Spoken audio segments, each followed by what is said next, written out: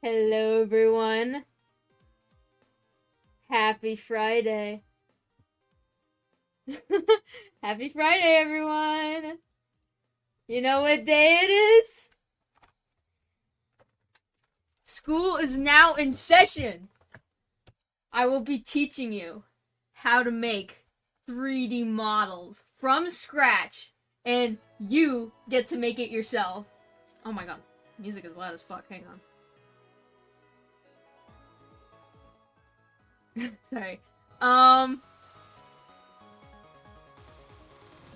Yeah, okay. That's what the stream is. I want to make a disclaimer before I start. I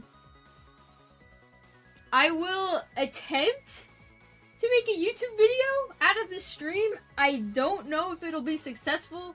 Like 50-50. It, comes out or not. So this VOD will go up on YouTube, on my channel. I will try to edit it to make it more understandable. I'm not very good at articulating, like, all my thoughts live. So if I feel like I missed anything, I will put it in the edit in, like, a voiceover or some shit. I don't know. It's gonna work out. Don't worry.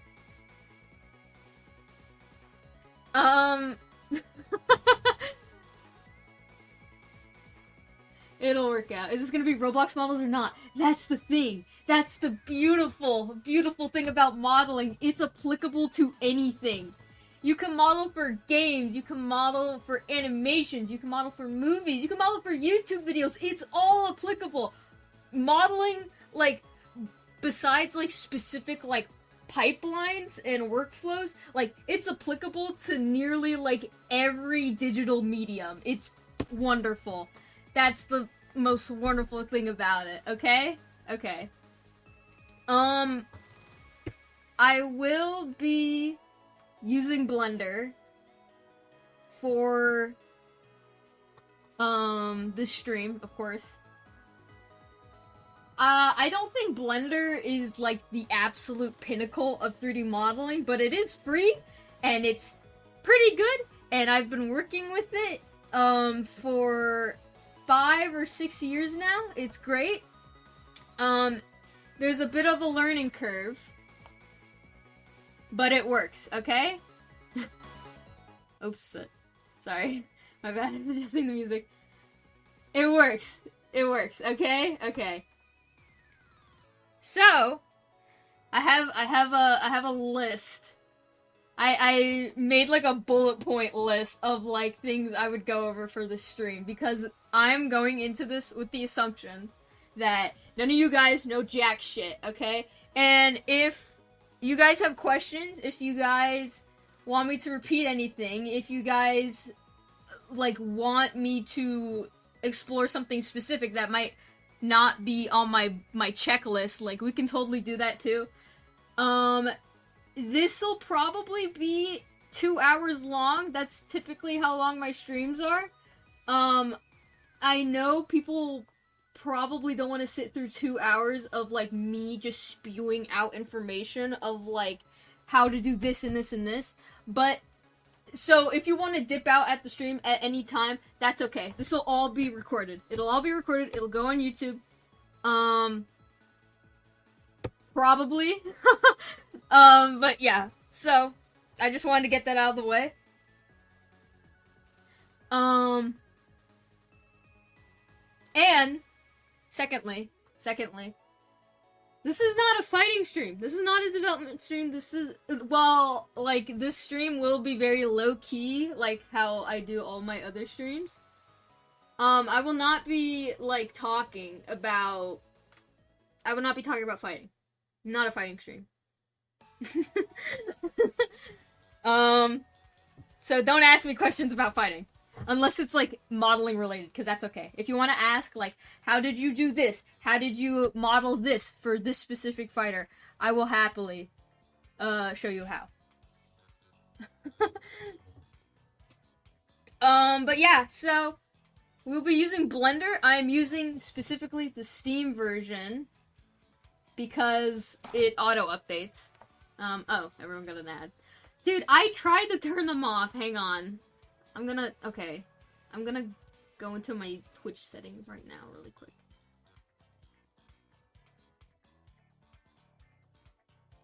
One second.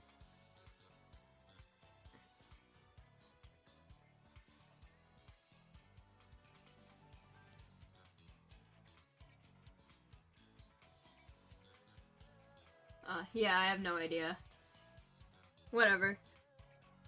Twitch adds their own ads? Yeah, probably.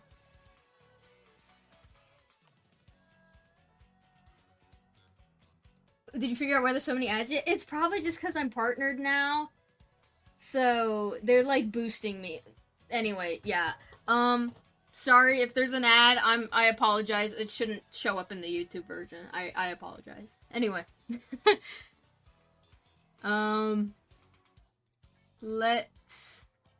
Let's open Blender.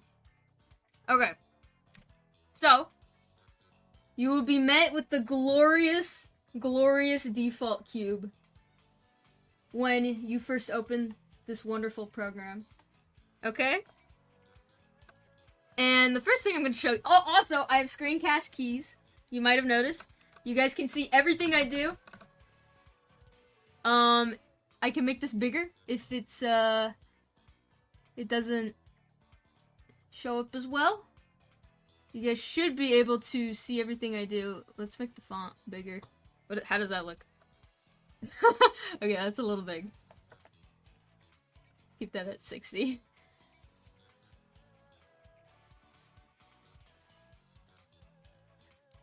Okay, so the cube. The beautiful default cube. Let me get my notes. Do you have any custom keybinds? I think the only custom keybind I have is my F3 key. And it brings up the search function. Which is great. I'll go into that a little bit later. But anyways, we're gonna start. I'm gonna teach you. Before you should even learn how to model, what kind of modeling do you want to do? That's the first thing you should establish. What kind of modeling are you interested in? Assuming you're here because of, you know, fighting, Roblox, video games. I'm gonna assume that you guys want to do modeling for games. That's cool. That's what I do. I'm not too experienced in... Oh my god. I'm not too experienced in, like, the fields of modeling for animation, or for movies, or for YouTube videos. But there is, like, even though they might look all the same, they do have their differences. For 3D modeling, you want to keep in mind, like optimization. That's going to be the key thing you want to keep in mind. Your edge flow. How does, like, what will the model be using for? Like, be used for, sorry. LODs. Everything like that. So, what that means is, in layman terms, you want to keep your model very nice, very optimized. When you're starting, do not worry about that. But if you do want to model for games, eventually you will want to worry about that. I'm just telling you now, as like a little reminder. You're going to want to keep that in mind. Otherwise, you're going to get very dense models. And I don't mean dense as in, like, the model physically looks dense. I mean dense as in, like, the geometry count and the the geometry count. And hang on, let me turn on my stats really quick. Oh shit, did you change it? Oh.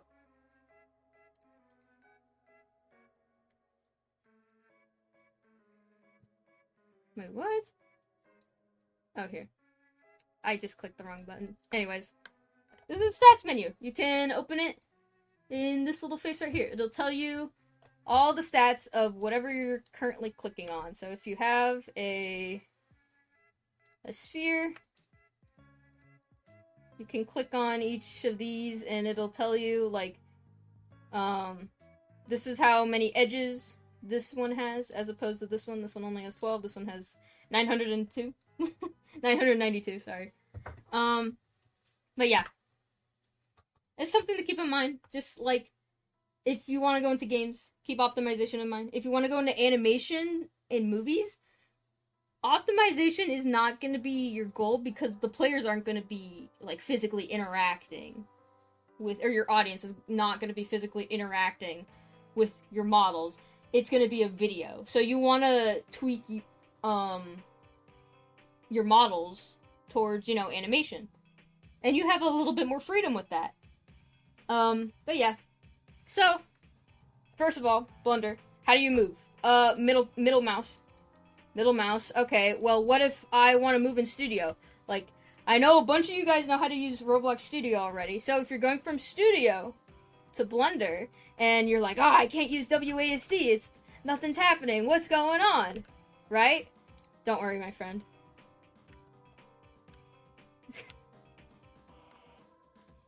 There's a simple fix. And that is Shift tilde. And then you can just move the camera like you do in Roblox Studio. And very, very important thing I want to note. When you're in this mode, if you left click, it'll put your camera at where you were last. However, if you right click, it'll go back. It'll snap back to your last view. So that's just something to keep in mind. If you're going from Studio, like Roblox Studio, to Blender, like, oh my god, that was like the hardest thing I had to learn, like the camera difference. Because, like, I couldn't use WASD, I couldn't move around, like, I couldn't, like, physically, like, I didn't have very good control of the camera. But, yeah, if you just use Shift and tilde, or colon, or whatever it is, you should be able to move around just fine. However, you still do want to just be in, like, this orbital mode. This is, like, the easiest mode to be in for modeling. And also, like, everything is customizable. You can set hotkeys to anything, but I'm just gonna go with the assumption we're using, like, the base, like, just hotkeys that Blender just defaultly has, right? So, you can move around. If you hold Shift and middle mouse, you can pan. If you zoom in, you can, if you, like, scroll, sorry. You can zoom in, like so. The camera will probably be your first opponent, like, all things considered. And if, for whatever reason, your camera is acting up, and you have no idea, like, it's too slow, or it's too fast, don't worry. Preferences, right here. You just want to turn on this, auto depth, right here. And you can play around with these features. These should fix whatever problem with the camera you're having. And also, you can change the zoom method here, like dolly, continue scale. I just keep mine on dolly, because it's what works for me. And just, like, play around with that, just, like, observe the cube. Don't even touch the cube, just observe it. Go down and around it. Left and right. It's beautiful. You can also snap, so... Okay, yeah, it still works. If you have a numbered keyboard, like a numpad keyboard, you can actually, snap to different angles of your model just by pressing them. Very convenient. Very, very convenient.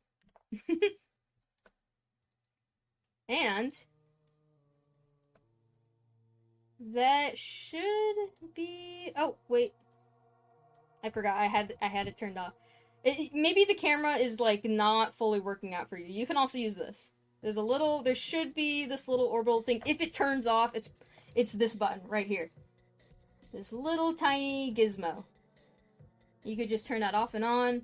You could also do funky little modes here. This is orthographic mode. You just press it to go in and out. It's a little bit freaky. You can always press this to go to your camera. Any file you open, any new file you make, there will always be a camera. Right here. And this is good, because you can do some fun things with this. Oh, yeah. If you want to, like... I was supposed to go into this later, but I'm gonna show it to you now. You can split your screen, like so. This is how I make renders. Put this screen into camera mode. And you see this little kind of box? This is everything your camera sees, right? However, on this screen, you can just move your camera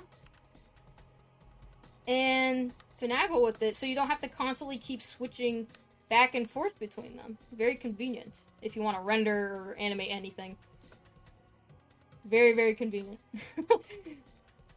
We'll go into the... Sorry, we'll go into that a little bit later. But, joining that up. Ignore this camera and ignore this light source for a second. So, now you're used to the camera. Assuming, like, you know how to press middle mouse and scroll around. And maybe you've gotten comfortable with using this camera and just zooming around your model. Okay, so what is this cube? How do I do anything? Maybe you're thinking, oh, I can't actually edit it. I can only, like, move it around on this axis. Okay, well, chill out. Don't worry. Because there's 2 modes you will be primarily using when you're starting out, of course. When you're modeling things.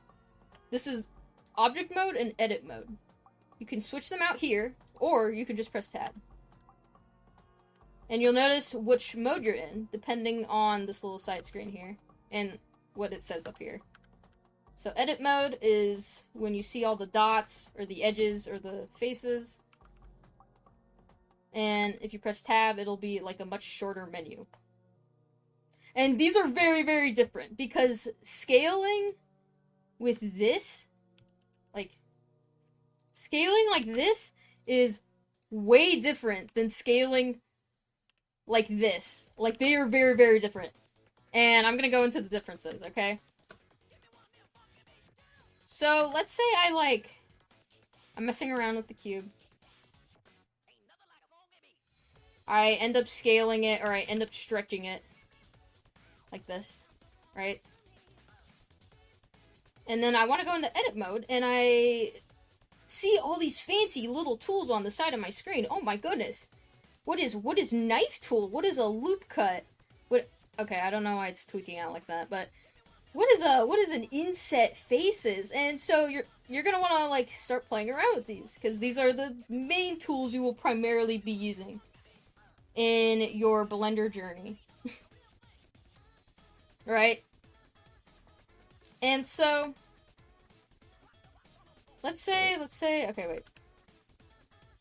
Let me actually go over the basic tools first. And their hotkeys. So, this is extrude. You can use this for, oh yeah, and also you can change between which kind of thing you want to edit. So, these are vertices. This is what actually makes up pieces of your model. They're little points in space. And you can grab them with G and just drag them around. Very fun. You could stretch your cube like that. But what if I want to move these both at the same time? Well, that's why there's an edge mode, and you can access this with pressing 2 in edit mode, or you could just switch between these little buttons at the top. So this is vertice mode, edge mode, and then face mode. So in edge mode, you can select the edges of your cube. Oh, look how convenient that is. Very, very convenient. And then face mode, you can kind of guess by how it's selecting things, but it'll select the entire face of whatever you click. Very trippy.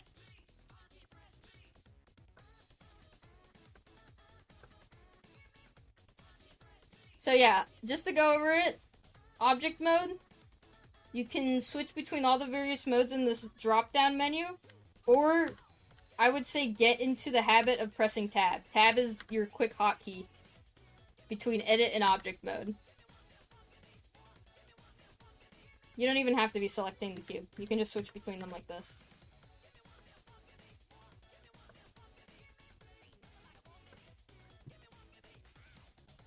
And in object mode, you can't actually edit the vertices or the edges or the faces. You can, like, scale it. Like, there's these tools on the sides here, but I wouldn't recommend using them in object mode. At least right now, as a beginner. Try doing everything in edit mode when you can, right? So anyways, let's go down the list of tools here, right? So you have extrude, and you can use it in, like, technically any mode, but you're gonna use it mostly in face mode. Or face selection, sorry. And you can pull this out. Check this out, I just grew the cube. You can pull it in any which way direction. You can even go inside of the cube. Don't recommend that, but you can do it. And you can just keep going and keep going. Very cool. Very convenient. And the hotkey for that is just E. If you don't want to keep, like, selecting and going around, you just press E on any face. And you can do this on vertices too. And it looks a little bit like this. Or you can do it on edge mode. And boom, it'll pull out a face. We call this a face or a plane. It's just like a two-dimensional plane that's not 3D. This is not 3D, it's just in a 3D space. But yeah, just like experiment with using extrusion. Again, the hotkey for that is E. Try to learn the hotkeys, or try to memorize the hotkeys if you can. If you can't immediately, that's okay. You can just hover over this, and this is the extrude. And just switch in between face select, edge select, or vertice select. And you can just drag out all of these. And now we have our malformed abomination here. Okay, and we're gonna edit this even further. We're gonna make this look even better, okay? I don't even know what we've just created, but it's okay. Now, this is inset faces. So, inset faces is, think of it as like the opposite of extruding. It's gonna push things in, so you're gonna see this circle, and you can drag and go pull out, drag and pull out. And then you can see it's made a little, it's insetted. Our cube, basically, or our abomination. I don't even know what to call this thing. We're calling it the cube. Actually, wait, I'm just gonna delete this and then add a cube. Just so you guys know.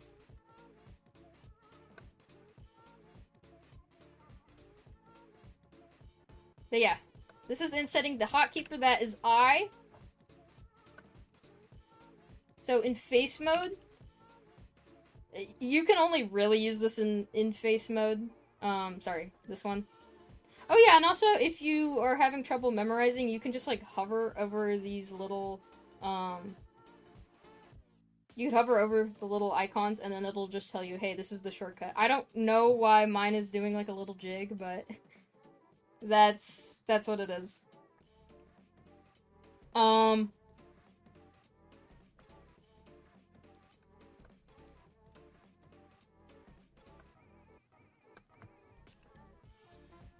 Yeah, this is insetting, and you can inset your inset.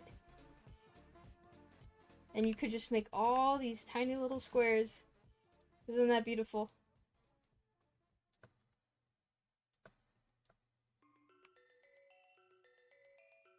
And you can also edit these individually. So you can drag this out.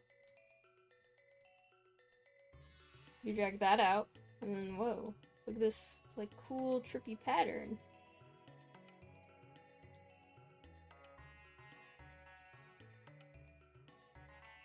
And that's all just from insetting. Oh yeah, and Control Z to undo, obviously.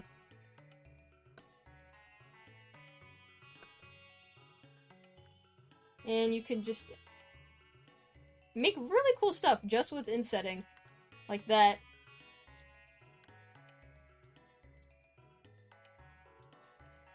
And yeah, again, the hotkey for that is just I. If you forget, just hover over the inset, like, tool right here, and it'll tell you, like, shortcut, like, oh my god, stop. Keeps bouncing around. It says I right there at the last.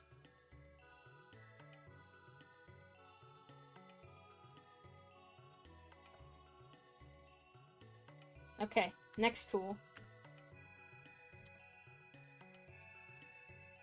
Let's spawn in another cube. The next tool is my beloved, the Beveling tool.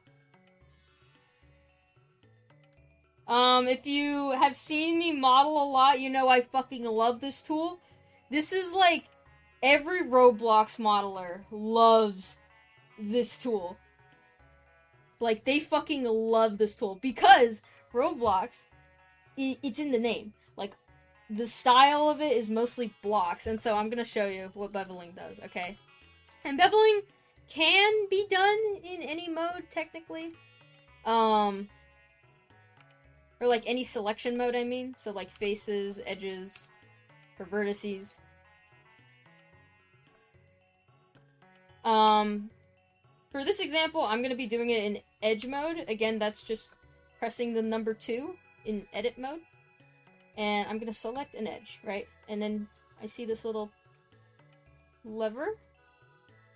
And oh my gosh, it just made it so smooth. And not only that, you got this awesome menu right here. I can change the segments, and I can change the profile if I want it to go in or out. Like, oh my goodness. Like, doesn't that just look so nice? And also, this is available on all the other previous tools as well. Like, if you go to inset something, like, let's say I want to inset this. There's a menu here. There should be a menu here. And you can just change, like, different things. Not all of them are gonna have, like, super unique stuff, but yeah. You could do cool stuff like this with inset, where if I put on individual, right? So, let's say I select all these different faces. I select all of them. I'm selecting all these faces with just clicking and then holding shift. I click all these faces. Then I go to inset face. Because we had that option turned on, individual, I have the option to inset each individual face I just selected, or I can do it as a whole. Like, there's so many different ways you can use it. Really cool. And again, you could just edit each individual part of this. And you can combine them with what we just discussed previously. So, like, I just showed you guys extrusion. If you inset something, you can extrude inwards, and then boom. It's like a little mailbox. Not really, but isn't it awesome? It's great. But yeah, beveling is just making things smoother. Let me put in another cube. You're gonna see me deleting a lot of cubes today, okay? But yeah, beveling in edge mode, you just select any, and if I shift select, so let's say I shift select this, or I could just click on this face. Boom. Let's say I want it there. And while you're beveling, you can just use your scroll wheel, and you can, like, change the amount of segments I want. For some reason, let's say I want, like, 5 or 6 segments, whatever. Then I could bevel the bevel. Like, oh my goodness, oh my god. Like, I can select this edge right here and bevel my beveling. It's awesome. And if there's too many edges, if you have, like, too many edges, you can also just, it's Shift-Alt, and then you just click. And then it just clicks on all of the connected edges. Or vertices. Like, I can do this in vertice mode, too. It depends on where you're clicking, though. So, like, if I click more towards the side like this, it's gonna select everything, like, around it. But if I click more, like, upwards, it'll select everything upwards. It's a little bit, like, you gotta finagle with it a little bit, but it works. You just, it's Shift-Alt. Let's go in Edge mode. Shift-Alt, and then boom, it just selects everything. And then I can just bevel it, and then boom, I'm scrolling and I'm beveling, and it's freaking awesome.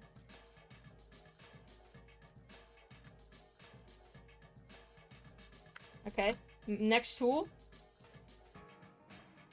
Let's go back to edit mode. Loop cuts. Loop cuts is gonna be one of your best friends, okay? So,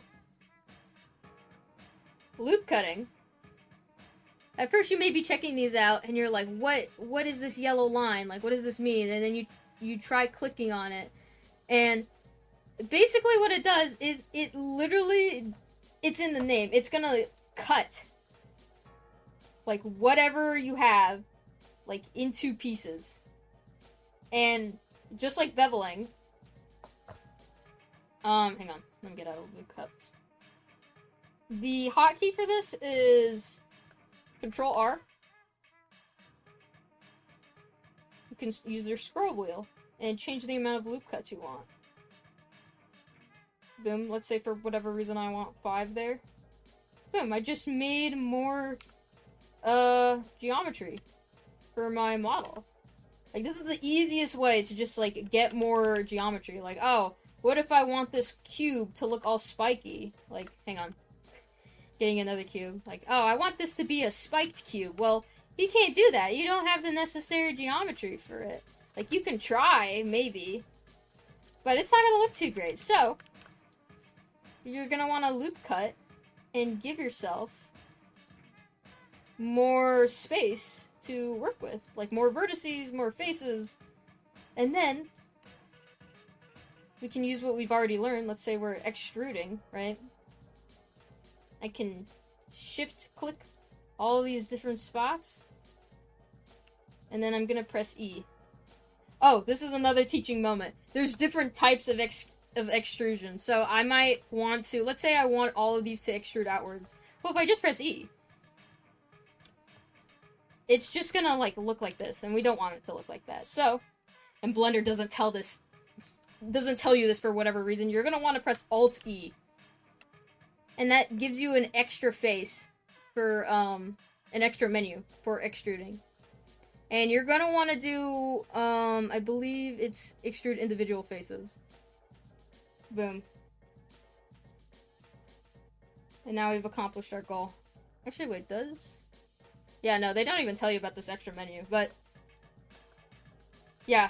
Instead of like, oh man, I gotta extrude all of my bullshit individually, one by one. No, my friend.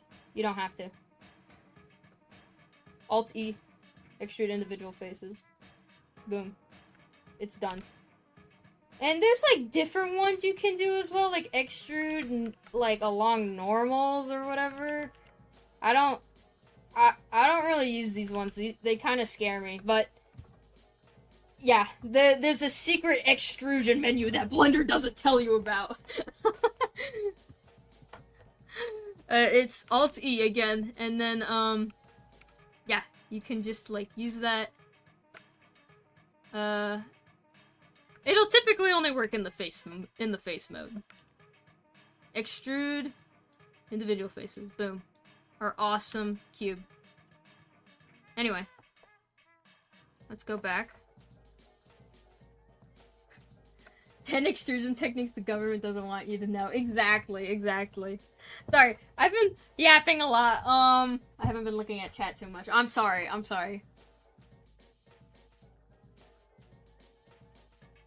Oh, this one you guys are gonna love. This one is, like, every newbie's, like, favorite, like, tool. I know, because I loved using it. This is a knife tool.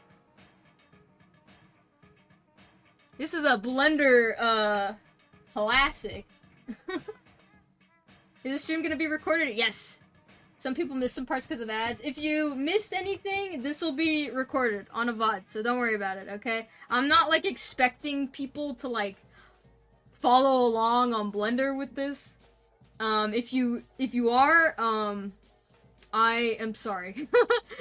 But, yeah, it's gonna be a VOD. You guys can reference it later. But yeah. Anyway. You are? Oh, I'm so sorry. I'm like going everything like super fast. But, yeah. Knife tool. Right here. Awesome, awesome knife tool. So what is this? You might be like, oh, I'm knifing it up here, right? And you're like, oh, how do I stop? I can't do anything. Don't worry, bro. You just press enter, and then all of the knife cuts you made. Wow, look at this beautiful mosaic we just made. And so the knife hotkey is, oh, I'm pressing L, is K. K for knife. And I'm gonna cut out a little heart into the cube. And good thing about knife tool is that it can snap to different points. If you want to line it up to a vertex, it'll typically snap to it, which is good. So I made my heart, and if I'm done, I can right click, look at my work, press enter. Aww, oh my god, look, it's a heart, and guess what? Let's extrude it. Boom! Oh my goodness! And then we can inset it. Oops. Oh, shoot, I went back. Let's just extrude it. Boom! Oh my goodness, so cute! Cube full of love, life and love and joy. Exactly! Exactly. And maybe you're modeling. I just ran into this issue. Maybe you're modeling, right? And, like, I'm like, oh, yes, I'm modeling. And you go into object mode by accident, right? And you're like, I want my cube to be bigger. So you scale it. You scale it. And you make it big. And you're like, oh, I want my big cube heart to be very wide. And then you go to try and edit it with the modifiers, right? Like, let's say with this bevel. And you're like, that's not right. Or like, hang on, let me make it more obvious. You gotta edit, and you're like, what the heck? Why does my bevel look like that? Like, that's not how it's supposed to look like. And you keep trying to bevel. Oops. You keep trying to bevel, but it looks all gross and weird. If you somehow accidentally end up modifying anything in object mode, because don't worry, I got really confused by this when I was first starting. You're gonna want to press Control A. That's gonna bring up the apply menu, and you're gonna want to press all transforms right here, and that should fix your beveling issue, and it'll make everything nice and neat again. Look, nice bevel, nice cute bevel. We like this bevel. Scary evil bevel. We don't like this one. And that should fix all of these scaling issues. And this will fix anything with, like, rotation or stuff like that. But yeah, if you run into any issues with the tools for whatever reason, like 9 times out of 10, it's because you accidentally scaled something in object mode or you did something in object mode. So, again, it's Control A. You're going to want to apply just all your transforms. Just try doing that really quick before you, like, try editing anything again. Like, 9 times out of 10, like, that's what, like, fucks up, like, a lot of beginners. Like, you're editing, you're minding your business, and then you, like, try to make it bigger or skinnier. Like this, let's say, for example. Like, oh, I want it to be skinny. And then you go bevel it, and it's, like, super shallow, and you're like, why is it doing that? Well, you gotta apply it. You gotta apply your scale. The scale you just did. And then it should fix itself. But yeah. Anyway, next tool. Yeah, but the knife tool, again, just as a refresher. Knife tool is stuck to my hand, I can't put it away. You're clicking it, You gotta finish your knife tool, you just right click. And you can either press escape to redo, or meet up with the point, and then press enter. And then boom. It should go away. If it doesn't, just try pressing escape. You should be okay. But yeah. When in doubt, just, like, escape out of anything. Like, if you're stuck on something like, I can't figure out how to get out of my beveling tool.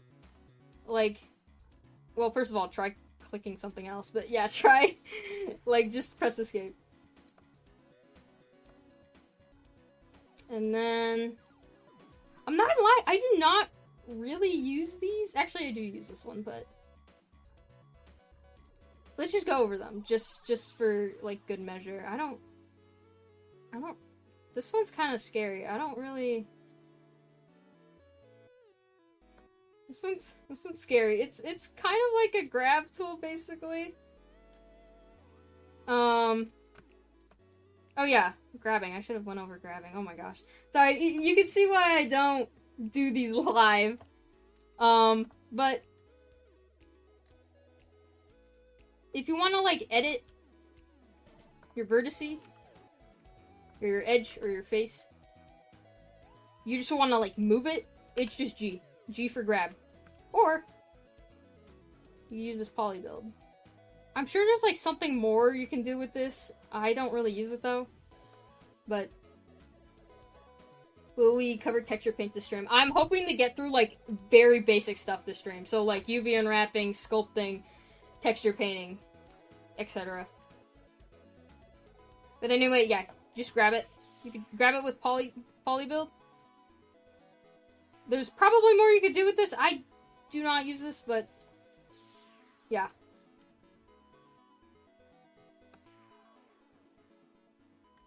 Oh, this one's fun. Hang on.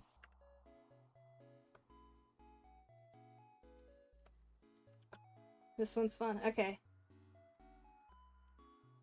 Oh, is everyone an ad hell? I'm sorry. But this one's fun. So, this is the spin tool. It does exactly what you think it does.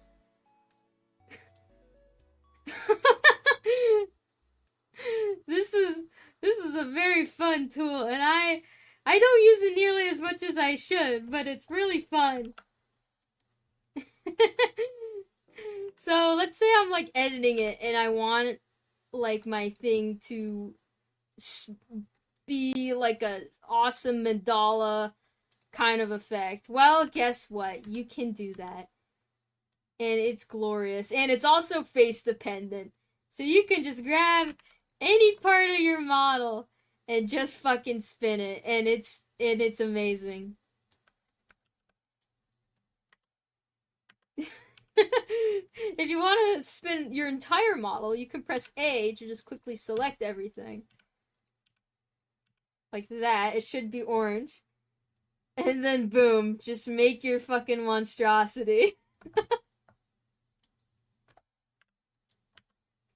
And I believe, if I'm correct about this, hang on. Yeah, okay. This spin tool, I was gonna cover this after I went over all the tools, but you may notice something when you first spawn in your cube.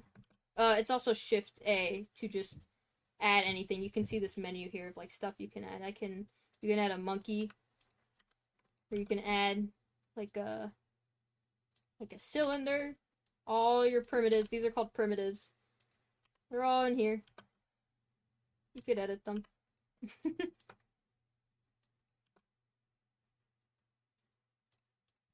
And let's say, okay.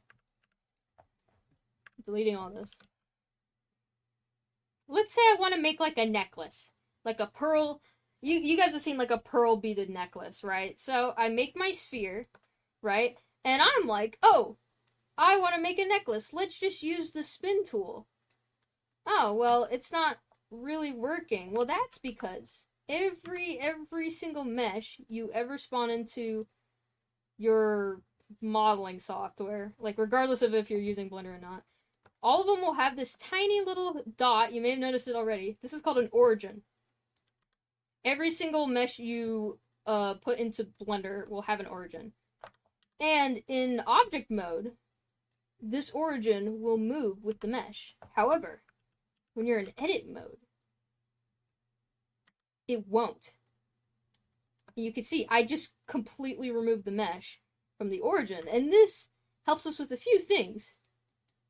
Like that spin example I brought up earlier. Now, if I spin it, boom, I just changed like how the spin, like how it affected the mesh. Like if it was at the middle, it would have looked really weird.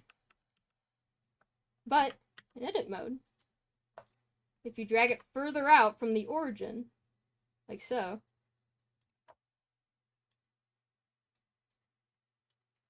like see, you get it spins more like this.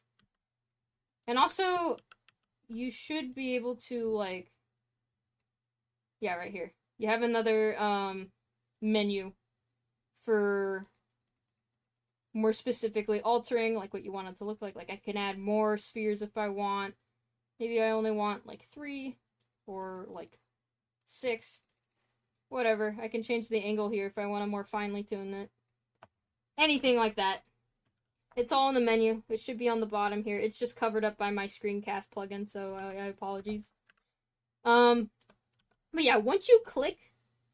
Oh, that's another thing I probably should have said. But, like, once you click, like, let's say I want to spin this cube. Well, actually, maybe I only want 6 cubes here, not 12.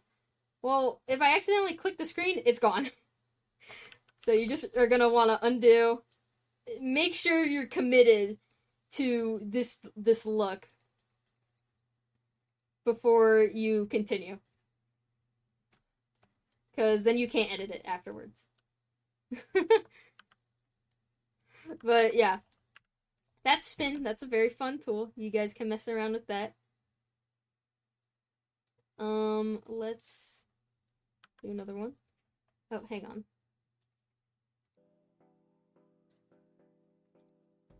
Sorry, Bellatro theme.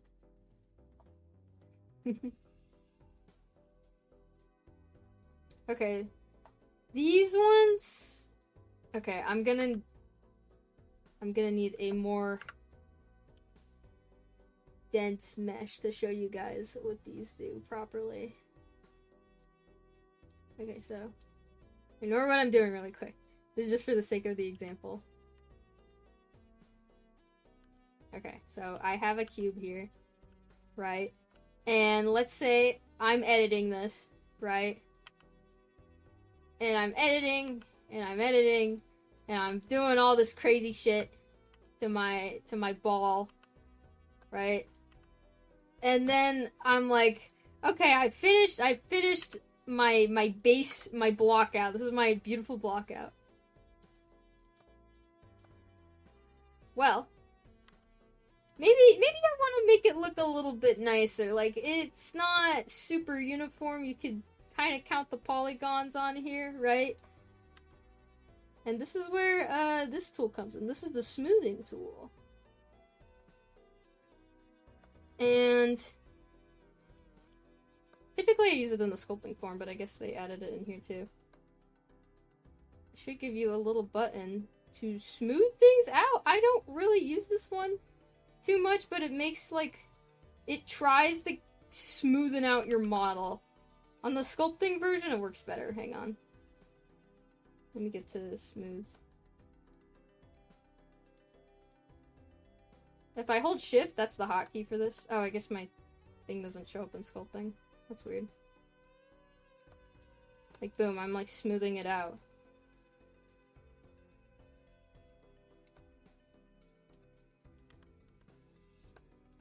And then it smoothens out for me.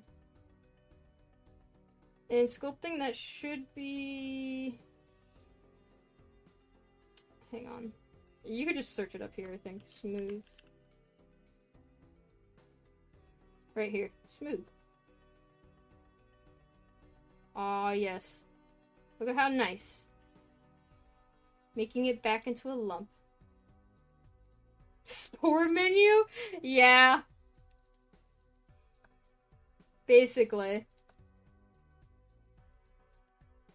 Boom, my awesome meatball.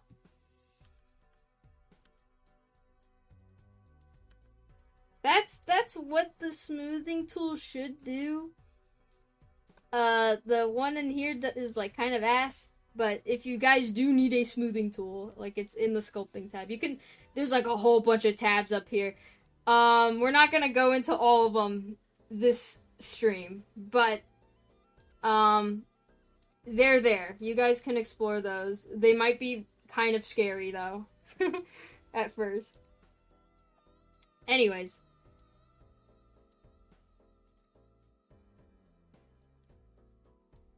Oh, this is another very...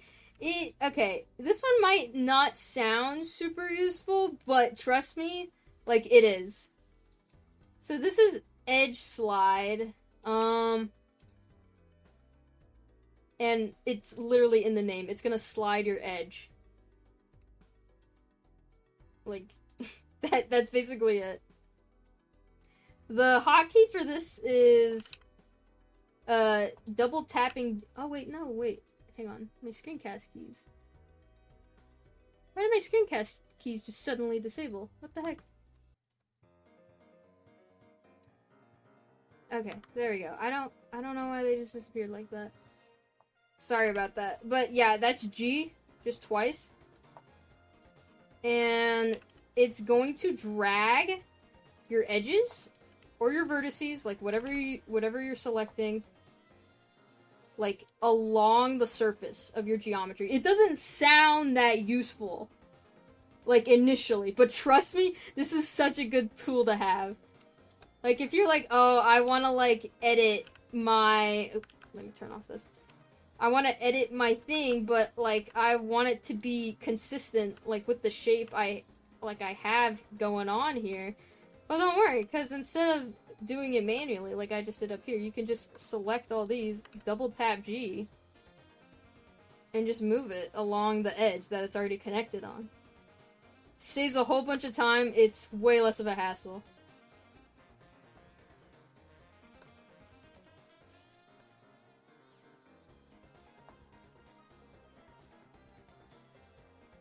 Side to side, or down and up.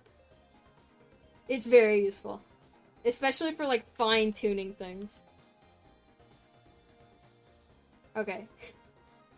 This is the shrink and or fatten tool. And it kind of does exactly what it sounds like. It's gonna shrink and fatten anything you select. It's basically, like a more... How do I describe this? Let me get a sphere in here. It's basically like a more specific extruding tool. So here's the difference, right? So this is me using the hotkey for shrink and fatten, which is Alt S, by the way.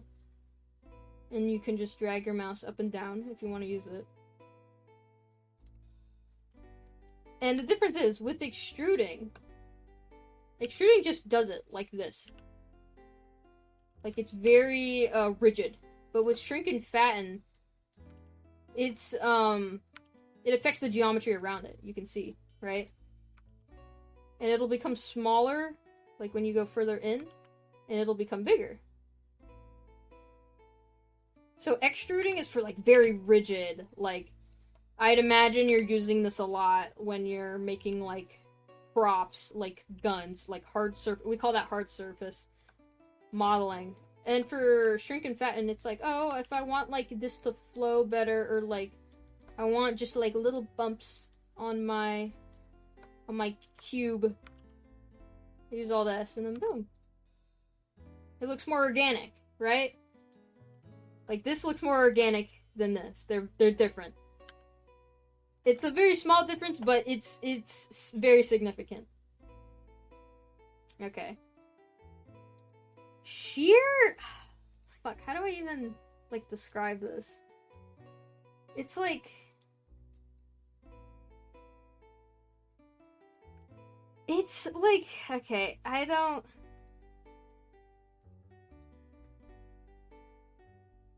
I don't know how to describe this. I'm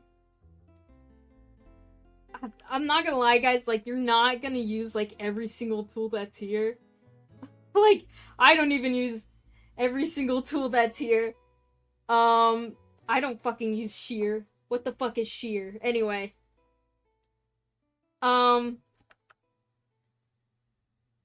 It, like, warps, it basically shears your fucking,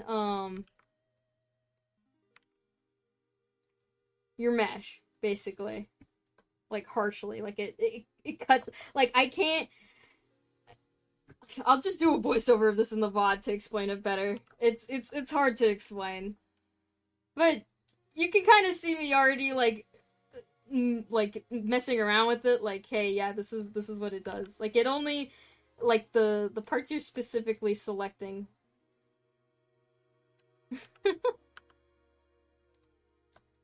But, yeah. And then, this one. Oh, this one's also very useful. This is rip. Okay, so, ripping. You're gonna only really want to rip things in edge mode or vertice mode. Again, that's 1 and 2. 1 is vertice mode, and then 2 is edge mode.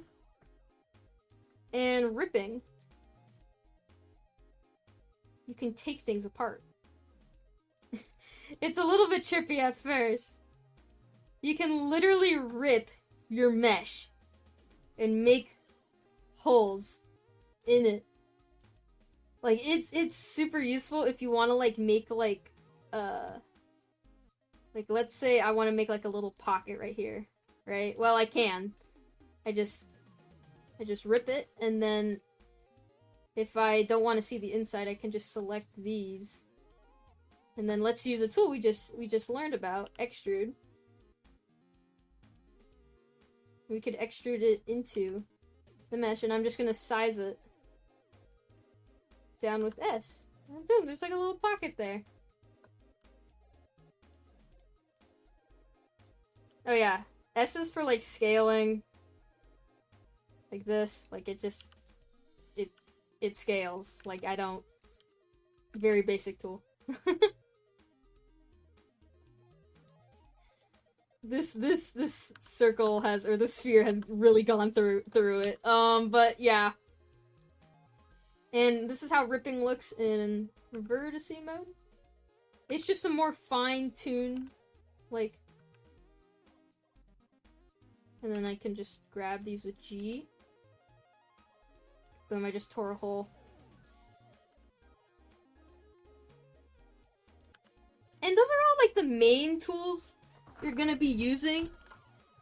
Like, you don't have to, but these are very, very useful. Like, I think the main ones I use are, like, extruding, like, beveling, it's not really a tool, but, like, grabbing, loop cuts.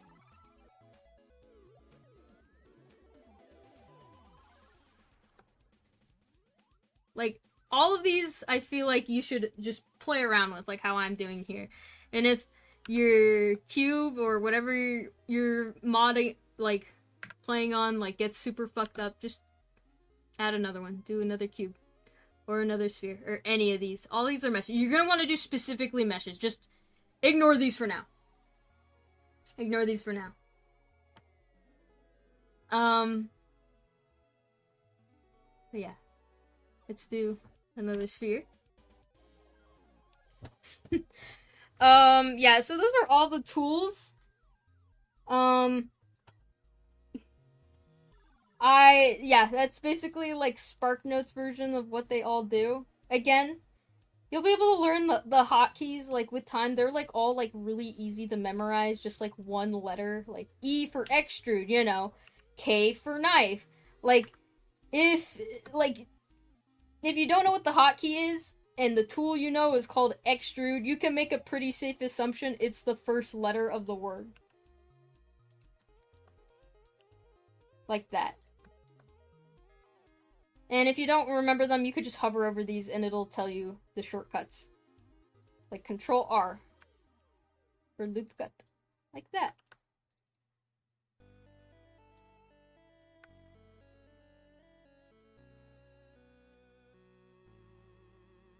Awesome. Should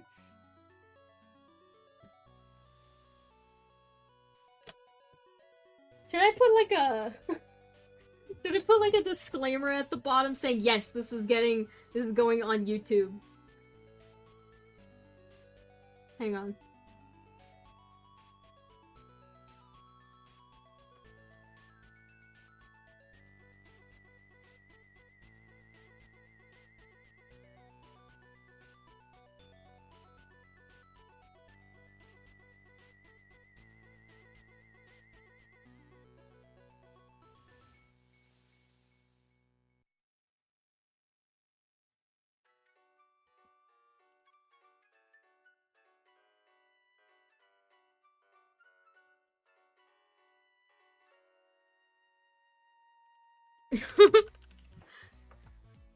There we go. Oh my god, why is it so big? This is being recorded.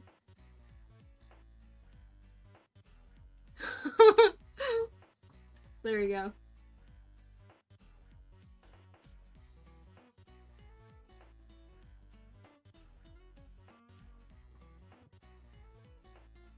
Okay. Anyway. I hope that kind of, like, helped you guys realize what a lot of these are, because, like, when I opened these for the first time, I was like, oh my god, what does any of this mean? And then when I tried the bevel in, like, in edge mode like this, I was like, what is all of this? Or, like, in vertice mode, it's like, what is happening? Like, what is going on? Like, oh my god.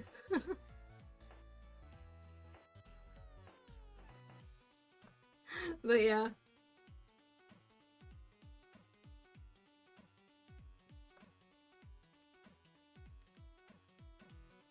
And so now that we got very, very rudimentary, like overview of tools, like let's make something. Let's make something. Just out of all the tools that I have shown you guys, right? Let's make a sword. Oh my god, is that sword fighting? Sword needs like a hilt. And we're gonna expand this. And then I'm gonna add a loop cut.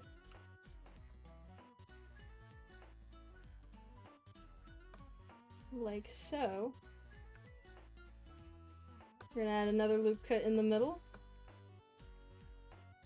Oh yeah, and if you want to like see through things, that's Alt-Z.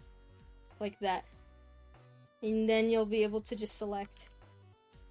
Like if you try selecting like a bunch of things here, like, oh, I wanna select like this, like it won't select the other side. But if you do it here, it selects both sides. Very convenient.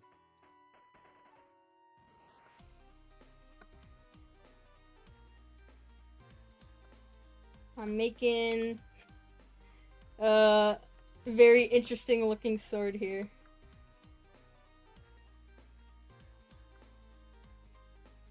How do you add pictures that you have to help model with your characters? Okay, wait. I'll show you how. So, let me first download a photo of a sword.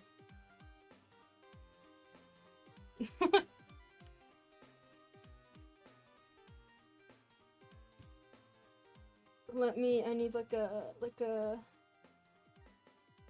just download this one. Sure, why not? When you have your photo, like your photo reference, like saved to your computer, you're just gonna want to open it in File Explorer.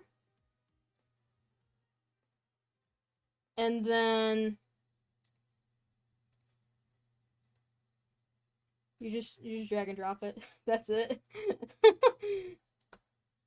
Make sure you're in a front-facing view when you do this. Because if you try dragging it while you're, like, in an angled view, the sword is gonna be stuck to that angle. So just, like, make sure you're in the view you want. And then you just drag and drop it. Like that. And you can edit it.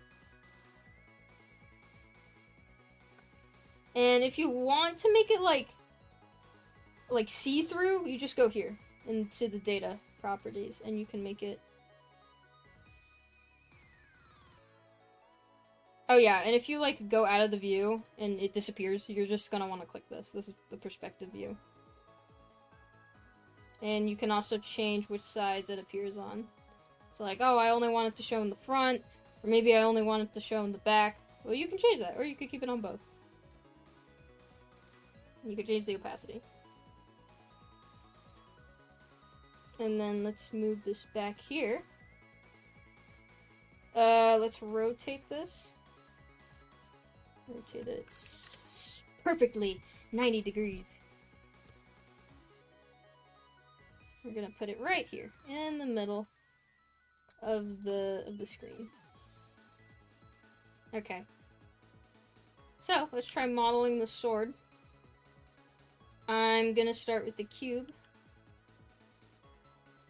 And again, I'm not gonna talk about the modifiers right now because like I just want to show you guys how to use basic tools.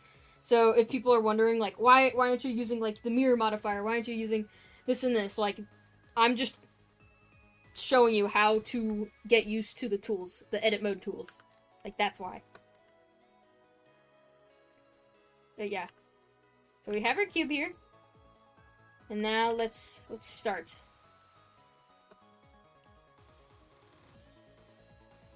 I'm gonna extrude. I'm gonna loop cut here. And then I'm going to... This is shrink / fatten. Because then I get a really nice edge here. Let's add another one up here to get that point. Let's bring this down a little bit.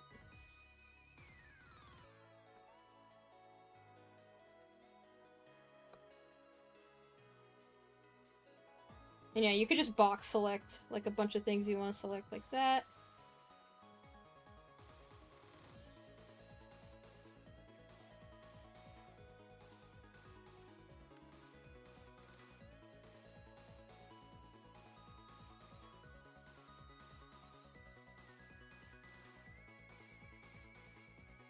Maybe I want my sword to be like a little bit skinnier at the top.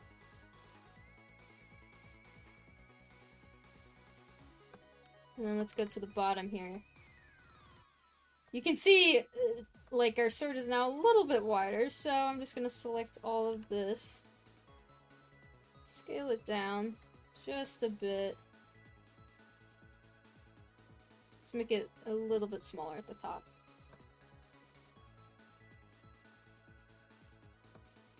Then I'm gonna delete these.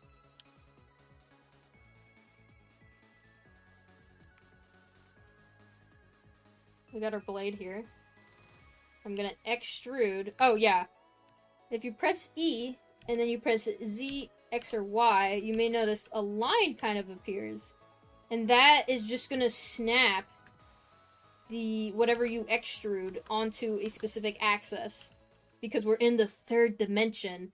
There's the Z-axis, Y-axis, and then X-axis. Because we want it to like perfectly go down, it's going to be on the Z-axis. So that's why you might see a blue line or a red line or a green line. How do you get that sidebar? I'm on laptop, I cannot see it in my blender. This sidebar? Or this sidebar? Or what?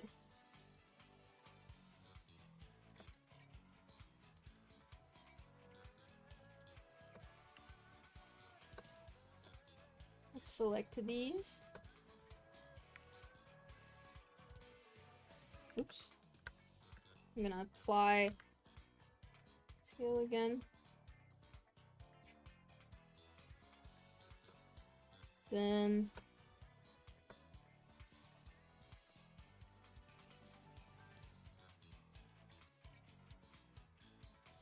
let's scale these out to here.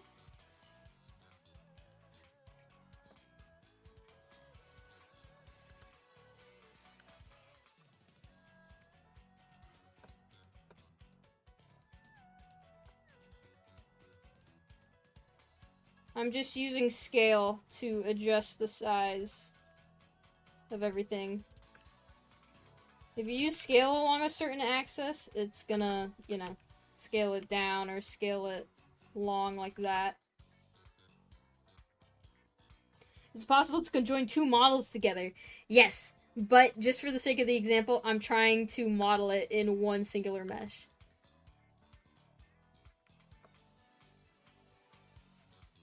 And then let's select this kind of space here. Extrude down. And because this is supposed to be the handle, we don't want it to be super sharp. So, let's kind of scale it to make it more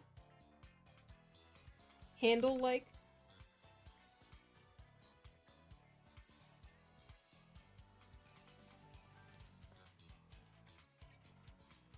Maybe make it bigger at the end or something.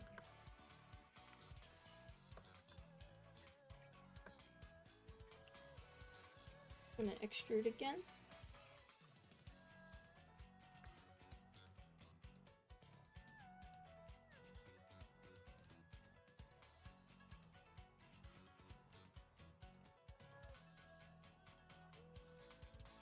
And just for the sake, like the example, boom, look at our awesome fucking sword. And if you have a hole in the model, don't worry, just press F. And then boom. Fills it for you. Make sure you're selecting everything that's connected though, because if you like try to select like oh, I have a missing plane here. If you only select these two edges, it's only gonna fill between those two edges. So make sure you're selecting all of it.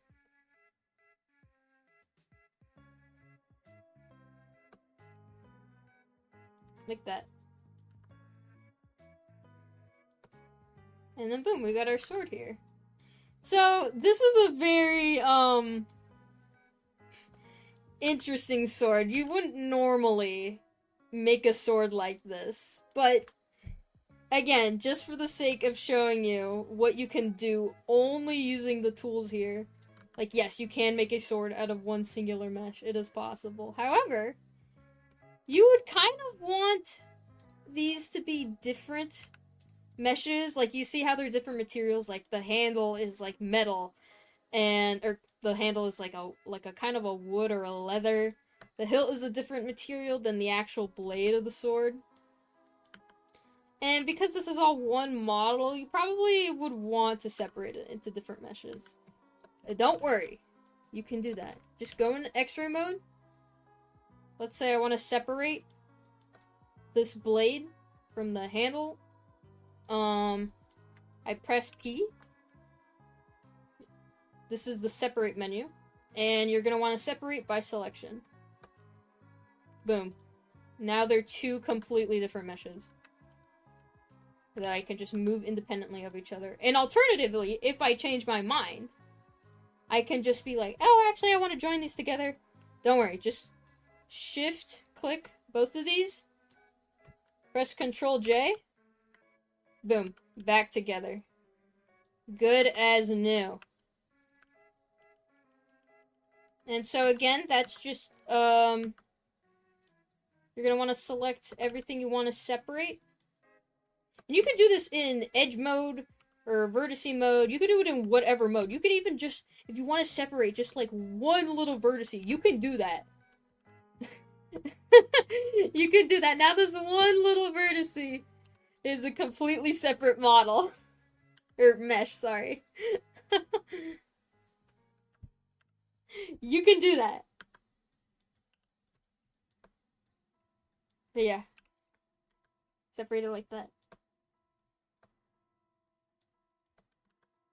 So I got the handle, and then I'm just gonna separate the hilt again. And also, I should mention, if you're trying to join two meshes together, like I have here, so like, let's say I'm separating them, and then I change my mind, and I want to join these together, right? You can do that. However, it's gonna cause a little bit of a pibby glitch. Because, okay, how do I explain this? I'm gonna make a duplicate of this.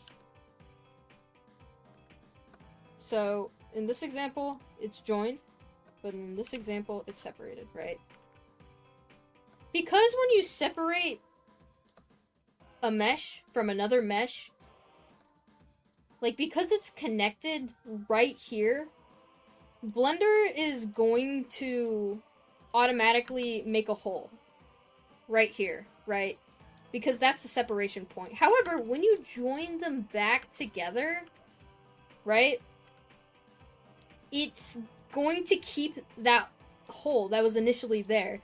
And so you might end up having this problem where it's like, oh, I want to select this, but it's making me select the blade and not this vertice underneath it. Like, what do I do? Don't panic. Don't panic, bro. I got you, okay? So just go into X-ray mode. Click all the vertices that are kind of overlapping each other. You're going to press M for merge. And you're going to want to do collapse or merge by distance. And because they're directly on top of each other, these vertices are all directly on top of each other, they're going to merge together because look at the merge distance. And you can change the distance here. So like, oh, I want all these to merge actually. Well, we don't want that, but you can do that. But yeah, because they're on top of each other, they just automatically merge. You can see right here, removed 8 vertices. And then when I go to edit it, boom. They are connected together again. So that's another problem I see a lot of beginner users run into. They kind of just like have a bunch of overlapping vertices and they're like, ah, it's not letting me select this. Just try merging it. Just go into X-ray mode. That's Alt-Z. Select everything. M for merge. And then by distance. By distance. That's how you're going to want to do it. Let me delete this.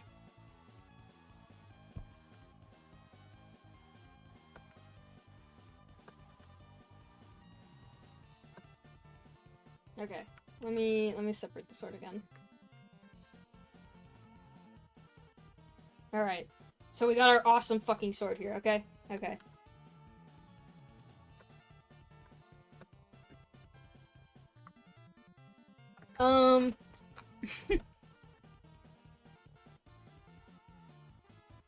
You never knew this was gonna make you work so much faster. Yeah, it helps. I have to watch the video later because I got lost making the sword. No problem. That's okay. This will go up on YouTube when I edit it or something. But yeah.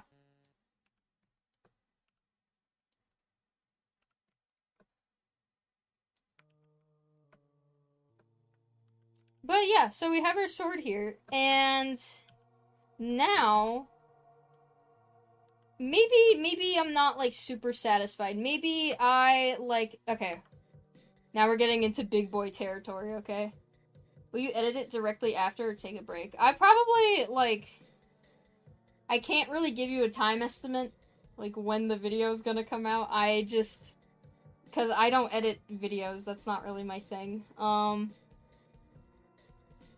But, and also, this is already, like, an hour and a half long. But... Yeah. I'll try to get it out as soon as possible. I can't give you, like, any time estimation, though. I'll try to work on it, though. Anyway. Going back to the sword here. We're in big boy territory now. Because I'm about to start talking about modifiers.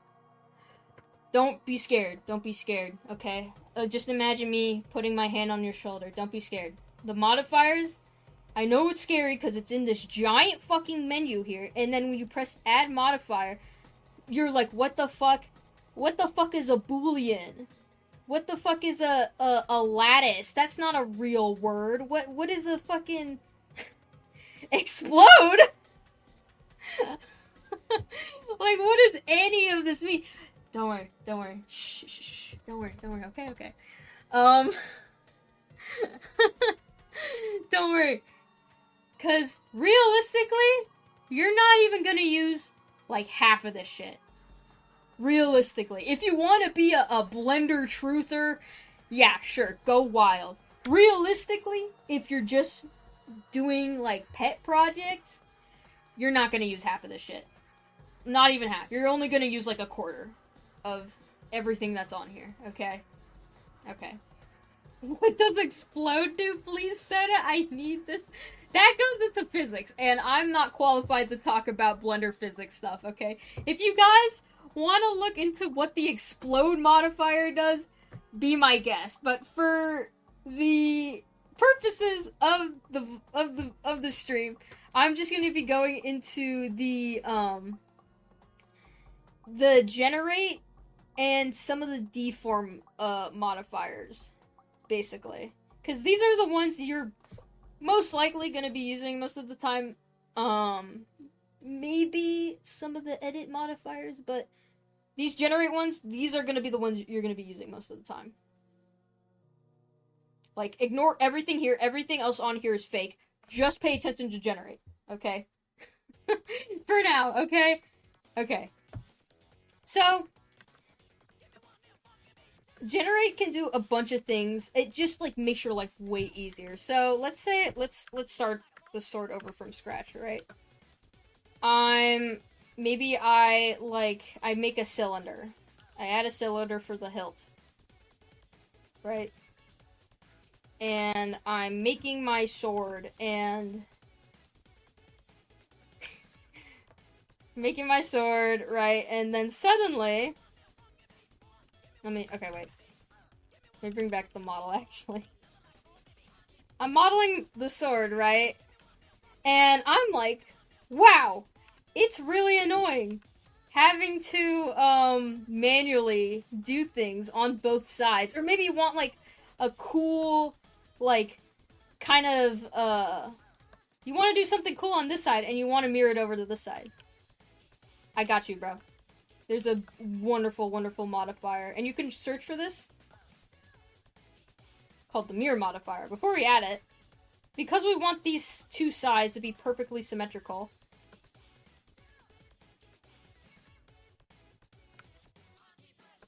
we're going to select these vertices right here. Gonna delete them.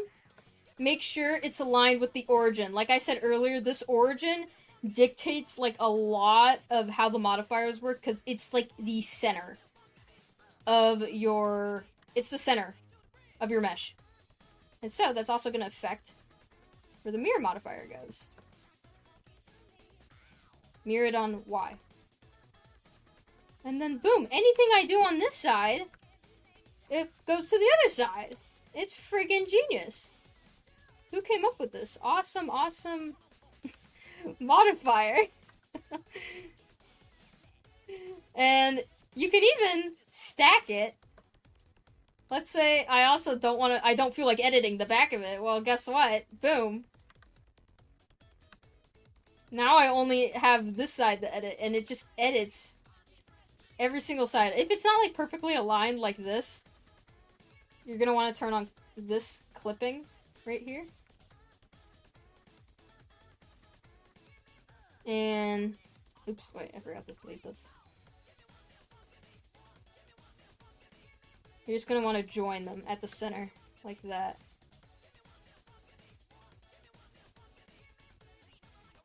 And then, so when you move it, it doesn't detach. So, like, if I didn't have that on, if I didn't have clipping on, right, it'd look like this. And we don't really want it to look like that. We want it to stay connected. And so with clipping, now it says connected. And that's just, like, one of the really simple modifiers. Like, oh my god, there's so much more. These are basically kind of like pseudo tools. Like how I was explaining in this editing menu. Maybe we want, like, let me make another blade. We're gonna extrude this up.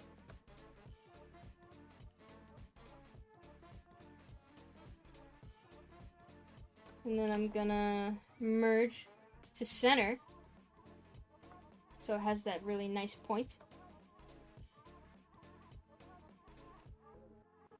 Can you do the pin thing with the monkey and make a monkey circle? Hey, if you download Blender, you could do that yourself. You can make a monkey circle yourself.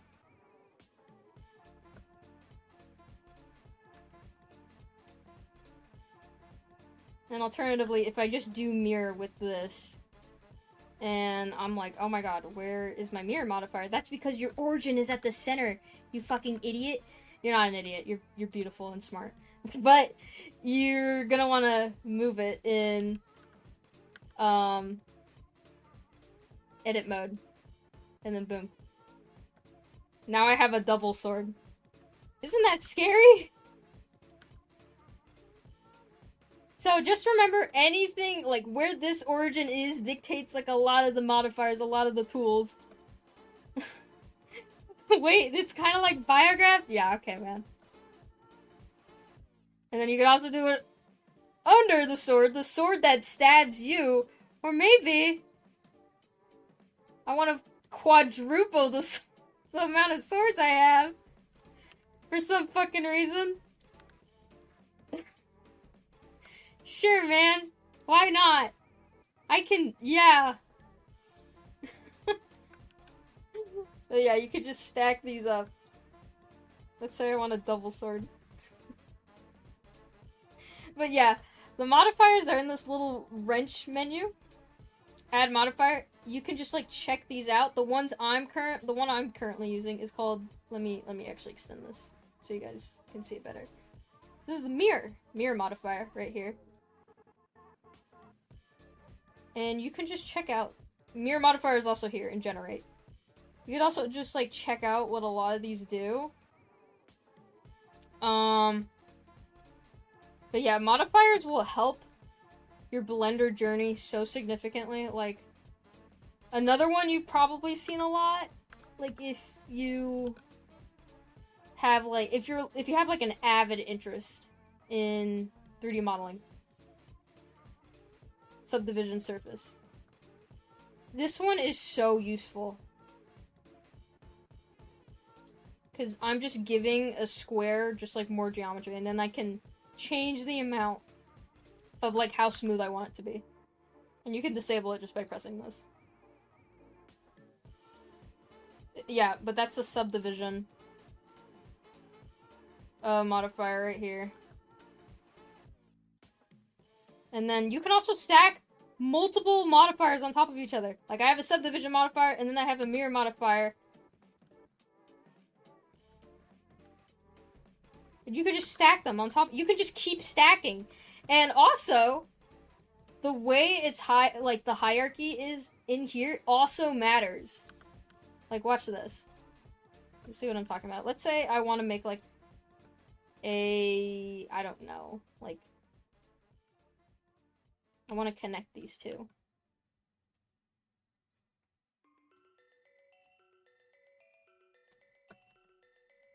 This might be a bad example, actually. Yeah, this is a bad example. But just keep in mind that the way these are ordered also kind of matters. Sometimes it doesn't, sometimes it does. You just kind of have to reorder them if something, like, goes wrong. And then if you're like, okay, this is, like, what I want my double pill model or whatever, and you actually want to like start editing this, convert to mesh, and that's just gonna apply everything you've done, and now you have 2 pills. Isn't that awesome?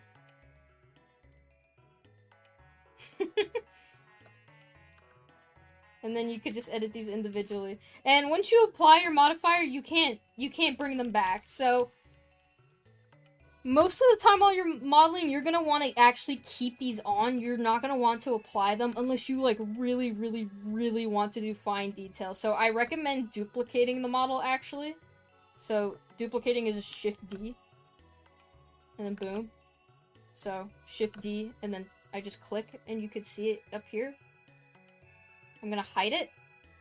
And then if I'm like, oh, I actually want these to be small, and then I'm, like, editing them, and I'm like, actually, I don't like it.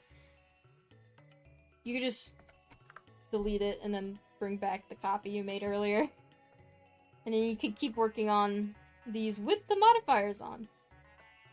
Because you can do that. And it's wonderful.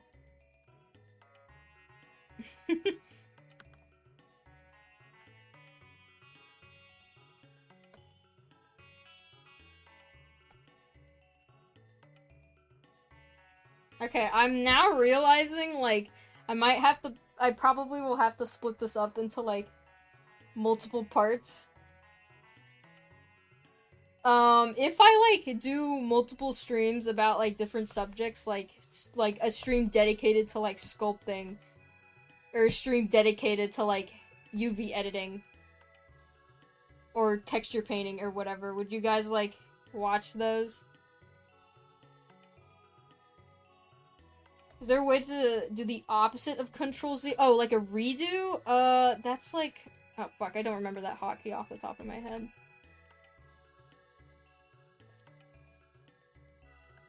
Hang on. I actually have to look this up. Let me, like...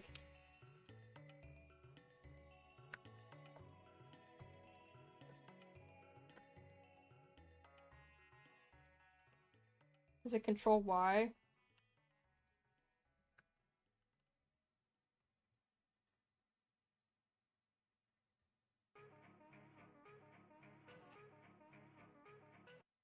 Shoot, 1 second. It's Control-Y? Okay. One for weight painting would be useful? Yeah, I could do one for weight painting. Like, this is, like, I'm only just touching on, like, how to use the basic tools, and, like, it's already been an hour 30 minutes. So, I feel like if people want me to go, like, super in-depth into it, and then, like, maybe, like, actually, like, show how I model, like, a fighting character, like, maybe as, like, a speed model thing, I could do that.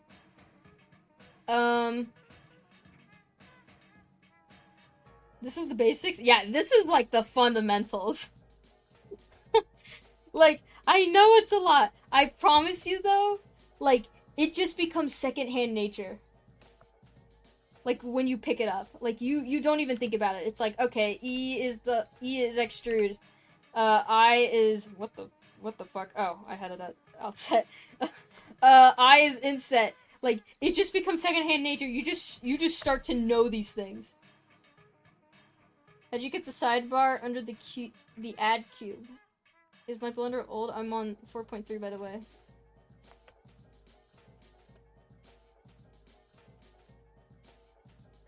This? I have, like, a few add-ons on. So, they might just be, like, add-ons. This is just, like, for adding cube. I used Blender for, like, 3 months and I switched to Maya, and now I feel like a newborn every time I open Blender.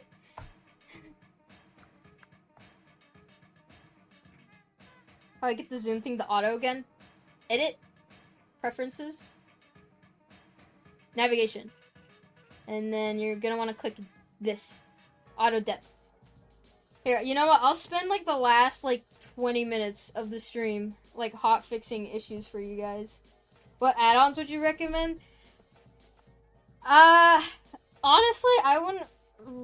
I think the only add-on I would recommend for beginners is... It's built into Blender already. It's called Loop Tools. You just go to here for add-ons. It's called Loop Tools. You can enable it. You don't even have to restart Blender. What that does is... It's just kind of like a quality of life add-on. So, like, let's say I start, like, editing this cube. Oh yeah, this is proportional editing. It's just like a... You can shrink and expand with your scroll wheel, like, oh, this is how you do this. So why is it not always on? What is? Loop tools? Oh, it's just because, I don't know, Blender thing. But anyways, loop tools you can access here. And basically what it is, it's specifically made for, like, edge flow. So, like, I can select this edge. Oh, everyone got hit with an ad? Oh no, I'm sorry.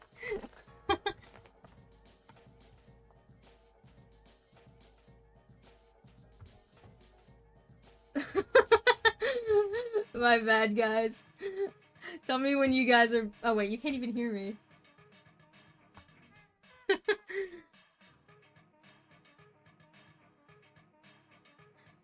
But... Hang on, you know what? I've been talking for an hour. I need to take a sip of water.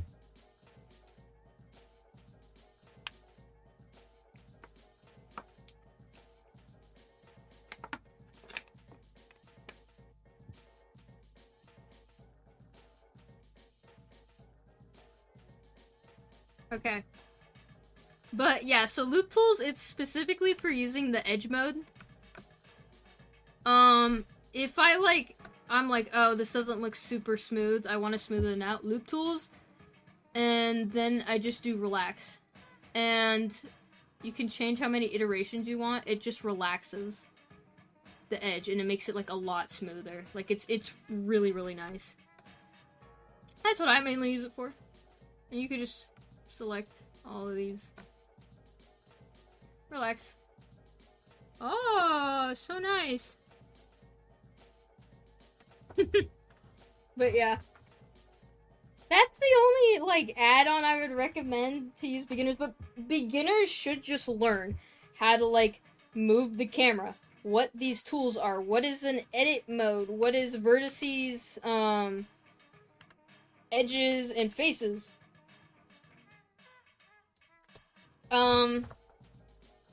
Yeah, just, like, play with these. Just play with these. Like, they're just, like, experiment with them, because these are just gonna be, this is, like, 90% of what you're doing. Like, unironically, you will just 90% of the time be, like, using these tools. And the modifiers, of course, but when modeling characters / Robloxians, do you usually have a base for the body? Yes! Let me actually show you guys. Hang on. How to get that really quick. I'm gonna open a new studio here. I have this open in advance because I knew someone was gonna ask about this. So, I just have a space here in Roblox Studio, right?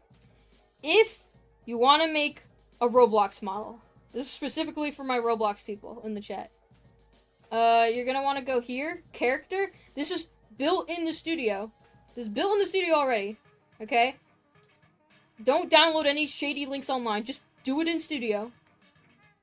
You get to pick what kind of rig you want. R15, R6, masculine, feminine. You can choose any one of these. For fighting, I do R6, and then I do block avatar. Boom. It just made a rig right here. And this is the most important part. This is why 90% of people think it doesn't work. You have to change the position. The position right here. Make sure your properties are open. Hang on. Where is it? They keep updating the UI. Okay, it's right here. Make sure this right here. This is open. Go to position. Make sure it says 000. You do that. Save export. Export as OBJ. Make sure you export as OBJ to your computer. Wherever. I don't want to show you guys my file, so I'm gonna... Hang on. Let me just export as OBJ. Oh, sorry. Bless me.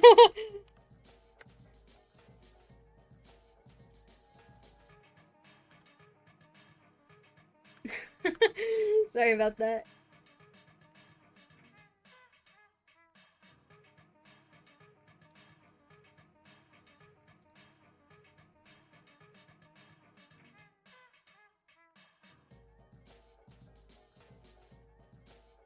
And so, hang on. Let me... Oh my goodness. Sorry, my computer is,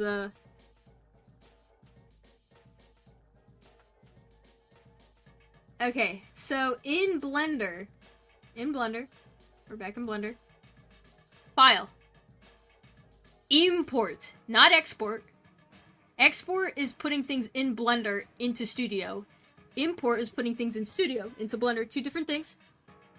You're gonna want to click this, OBJ, because that's what we saved it as in Studio, right? And then, hang on. I'm gonna grab it really quick. Sorry, I have like NDA work like saved on my computer, and I'm like very paranoid about like accidentally leaking something.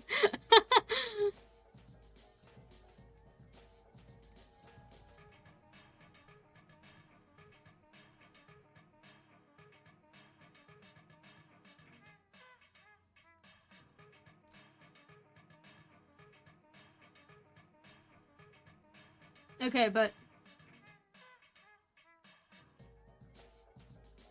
this is a very important part. Hang on. 1 second. Whenever you find your R6 guy, there will be a menu. Hang on.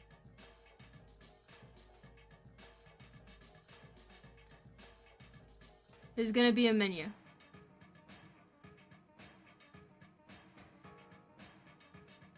Right here. So this is the R6 model I just saved. Make sure it's the OBJ, not the MTL. MTL is the material. It's the material information. Press split by group. Please make sure this is enabled. Split by group. Okay? Split by group. Make sure this is enabled. Okay? If it's not, your mesh is gonna be the R6 model you're putting into Blender is gonna be stuck at, it's gonna be stuck as one mesh, and you're gonna have to separate it individually. You don't want to do that. Make sure it's split by group. Import. Boom! Look at how nice that is. And you can just grab each part individually. Isn't that so convenient? Isn't that so nice? And when you're editing, because this is a funky little thing engines do. Engines do this thing called tessellation, where they will, you might notice like, oh, why is this like all like cut up like this? This is for engine purposes, okay? It's a little bit complex, so I'm not gonna go like too deep into it, but the engine they basically have to cut up the mesh. So when you're importing things from other games into Blender, they're gonna look very cut up, like they're typically gonna be in triangles. This is normal. This is very normal. To fix it and make it easier for you to edit, all you're gonna want to do is, first of all, you're going to want to merge any overlapping vertices, like how I showed you earlier. You just select A, go into vertice mode. M, merge by distance. Then, you're going to want to go in here, data, geometry data, clear custom normals. Please, clear custom normals. This is literally the make the model not ugly as fuck button. Like, I'm being so serious. Like, if your model has, like, weird shading, if it, like, looks weird in the slightest, 9 times out of 10, I swear to God, just press clear custom normal data. It'll make your model just not ugly anymore. This is the not ugly button. Make sure you clear these. Like, before you edit the character. Or whatever you're modeling. And you want to merge all of the... Oh, my music stopped. Hang on. But yeah. Sounds like you're begging us to do this? Yes, because I cannot tell you how many times I've been so frustrated. And I've been like, oh my god, why is it doing that? Like, oh my god, why does the shading look so ugly? 9 times out of 10, it's this button right here. What monstrosity have caused this? Like, so many hours of headaches. Oh my god. When I was learning Blender, oh my god. I have a story. Sorry, this is a side tangent. I was modeling one of my first Blender models was Marshmallow Sword, okay? I go to model Marshmallow Sword, and it was very difficult, because Marshmallow Sword, his old model, it's supposed to look squishy, it's supposed to look organic. oh my god. I didn't know what was happening. Sorry, like, I don't know how to describe it. The shading was so bad. And I was like, I was like, what is happening? And like, I'm a baby, right? So I had no idea what was happening. And it turns out, yeah, I just had to clear the normal data. Marshmallow Sword of Despair. Unironically, yes, that Marshmallow Sword model caused me so much grief. And now, guess what? I could probably make it in like an hour. Like, unironically. But yeah. Anyway, that's what you want to do. And then you were just free to edit your Roblox guy in any way you want. And now you can, like, sorry. Oh yeah, make sure you get rid of these triangles. That's Alt J.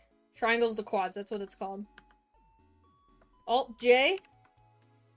That just, yeah, again, that converts all of the triangles on the mesh to quads. Quads are just, quad means 4. So, it's any piece of geometry that's made up of 4 vertices. You can see here, 1, 2, 3, 4. Like a triangle, you know, triangle has 3 points. It's any piece of geometry that has 3 vertices, like this. 1, 2, 3. This is a triangle. This is a quad. Triangle, quad. Anything that has more than 4 or 3, or anything that has more than 4, vertices. So, like, let's say I add a vertice here. This is an n-gon. And they're scary. You don't want to work with n-gons. This is, yeah, again, this is any piece of geometry that has more than 4 vertices. This is called an n-gon.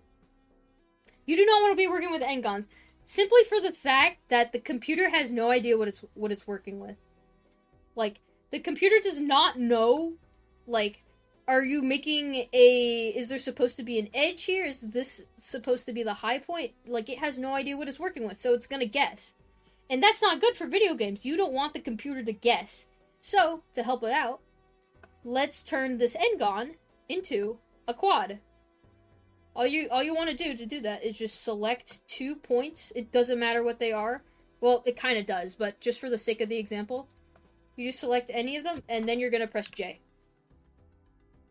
Boom. We just created an edge here, and now we just help the computer be like, oh, okay, so this quad is stretching up here, and this triangle is like this. And, hang on, let me put it on shade flat just so it's more obvious for you guys. Oh yeah, and shade flat, shade smooth. You'll see that when you open the menu. Shade flat, shade smooth, shade flat, shade smooth. But yeah. This helps the computer be like, okay, this is how the geometry is supposed to look like. And you can do that even more. See, boom, we just added another edge. So now the computer officially knows, okay, this is how it's supposed to look like. Please try to avoid n-gons. They will be inevitable, especially when you're using stuff like the knife tool, when you have to make so many points. That's okay. If you have to make points, that's okay. You just gotta remember, okay, I made a hole here, right? Like, let's say I want to make like I don't know, a hole in this guy's leg, right? You just gotta make sure you gotta connect it to these other supporting vertices you got here. Just so you're helping whatever game engine you port this into out. And it's like, okay, now it knows where it goes. Sorry, I just put a hole in this guy's leg. Yeah.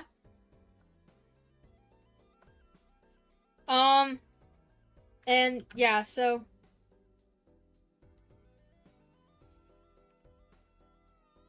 I hoped We're just about coming up on 2 hours now, and this was supposed to be a very, I didn't really have any expectations going into the stream. I was just gonna, like, help people, like, pick up Blender now, but now I'm wondering if I should, like, maybe do a bunch of streams dedicated to this kind of stuff.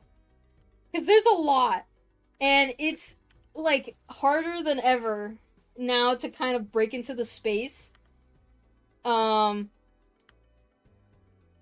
But trust me, like, once you just get over how intimidating all of this looks, I promise you, it is so easy. You'll be able to make anything digitally. Like, anything. Like, oh my god, I got a resin printer last year. I can just 3D print anything I make in here. Is that not awesome? Like, I can just make anything I want.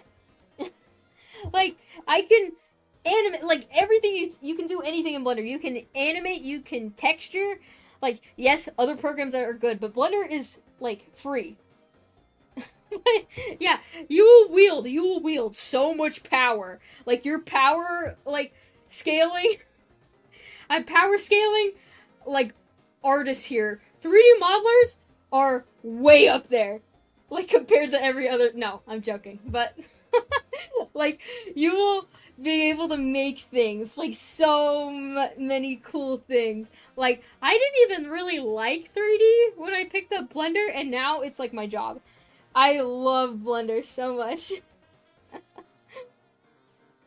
Oh yeah, I'm gonna... You know what? I'll try to edit the VOD down a bit. And then, I don't know, make the video more... I'm not a YouTuber, guys. I'm not a YouTuber. There's a reason I'm not a YouTuber. It's because I don't edit and I don't think I'm good at making videos. But, I'll, like, edit this down and then put it on YouTube, and then you guys can reference it or whatever. And then maybe I'll, like, have some B-roll footage of me, like, modeling something. Yeah, does anyone have any questions? I want to answer you guys' questions before the stream ends.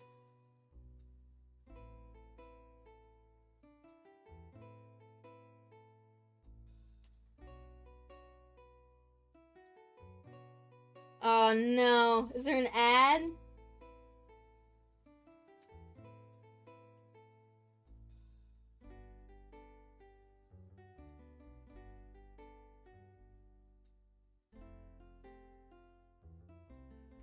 Is the forum the best place to consult, or are there other resources as well? I used to have a modeling forum. I don't anymore, but there's a lot of people in BogCom that will help you. Like, if you just ask.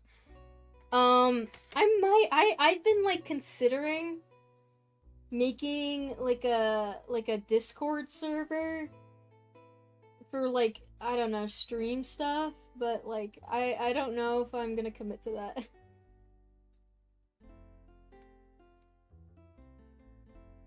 Thank you so much for taking the time to explain this stuff. No problem.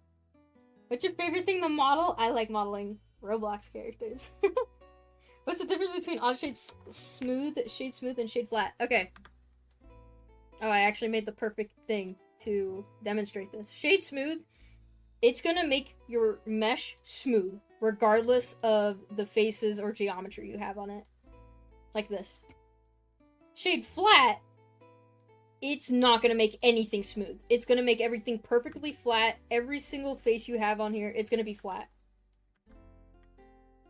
Shade auto smooth, this is going to basically try and calculate how smooth your model should be based on the amount of harsh, like, edges you add. And you can change the angle down here. Like, I can make it super harsh or, like, not steep at all. And you can see it's made, like, this really nice, like, fine, sharp point in the middle. And all of those, like, mini tiny edges on the edges they're all smoothing out. It's very nice. Like, this is like this is the one I use for like all the fighting models, and I just like edit the if like I want something specifically to like look sharp, like I want a specific angle to look sharp, you can just do mark sharp right here, and that's gonna mark those two as having a sharp line. Like that.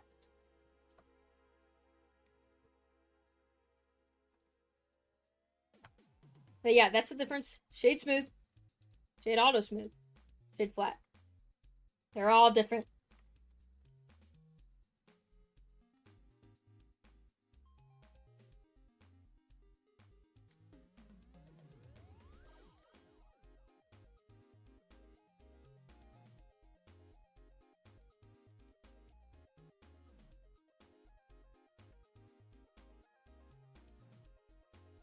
How do you access that menu? Sorry, I didn't see.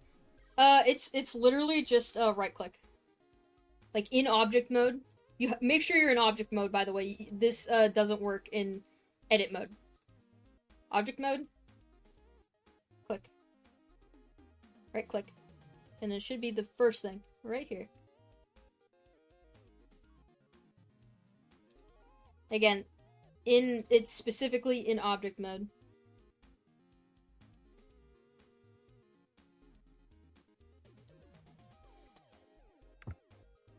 Let's model something funny for the end of the stream.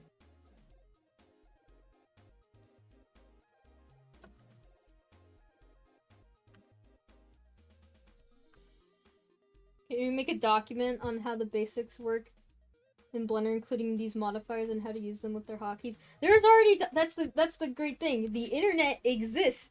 There's already documentation on all the modifiers, all the tools. Just like go to the Blender like documentation website. It's there. And if you're confused, just like look up something.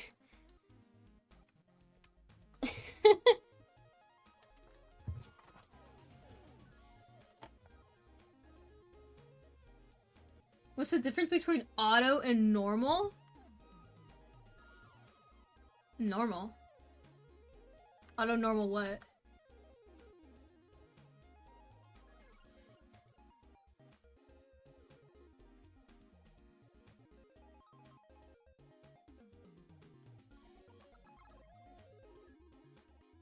Shading it? Oh, I just explained that.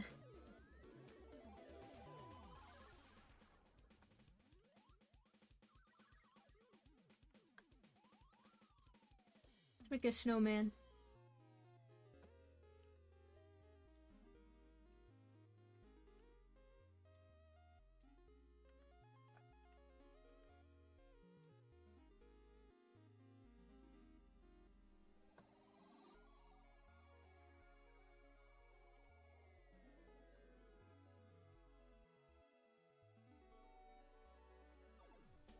Oh yeah, if you want to change the origin, like it kinda, like you want this to be inside of the piece of geometry again, you just go to here, to object.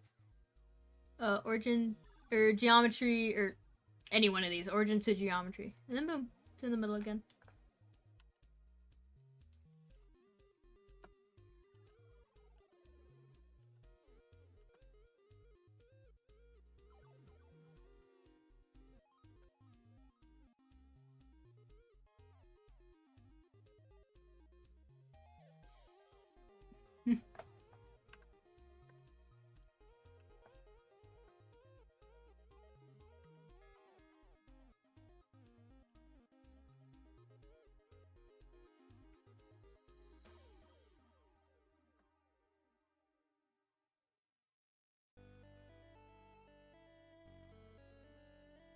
Yay!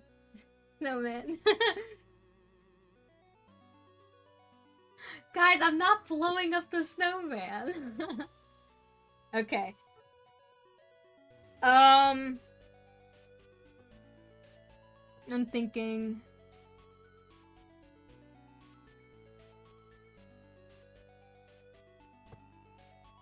When the video comes out, cause I'm gonna try to make it. If you guys have any questions about like specific things, like you guys can just ask me in the comments and I'll read it and then I'll answer if I can. Anyways, thank you guys for joining. Next stream I'll do, because it seems people like this one, the next one I'll do will be for UV editing and texturing. Those are very simple to explain, so it probably won't be as long as this one, but yeah. Alright. Thank you guys for joining. Thank you guys. Don't use AI. Alright. See you guys. Bye-bye.